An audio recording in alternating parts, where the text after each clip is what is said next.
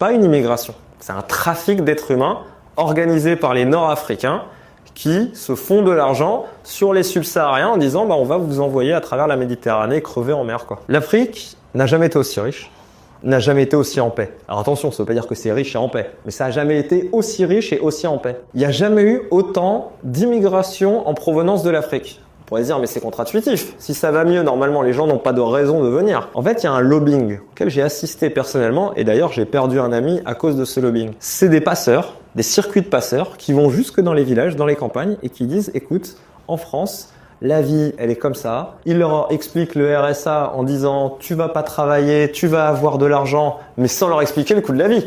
Ils leur disent tu vas avoir 600 €, mais le mec il pense que 600 € en France, on vit aussi bien qu'avec 600 € à Abomey au Bénin. Bien sûr, les gars ils sont contents, ils disent mais comment on fait? Ils disent c'est facile, tu me donnes 2000 €. C'est gigantesque 2000 €. Un salaire moyen en Afrique de l'Ouest c'est une centaine d'euros par mois, donc c'est tout le village qui s'est cotisé. Le passeur il se remplit des bateaux entiers, il se fait plus de 100 000 € sur un voyage et il n'a même pas besoin d'être présent sur le bateau. Il demande aux gens, il dit bon alors est-ce qu'il y en a un qui sait naviguer? Toi, allez.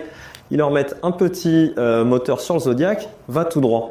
Et même ils expliquent aux gens c'est quoi le discours à tenir. Là, on prend un bateau de réfugiés, on leur demande ils sont tous camerounais homosexuels. Pourquoi? Parce que du coup, si ils disent ce discours, ils ont automatiquement le statut de réfugié. Une fois qu'ils arrivent en France, ils déchantent. Et là, ils se retrouvent à habiter dans une tente sous un pont.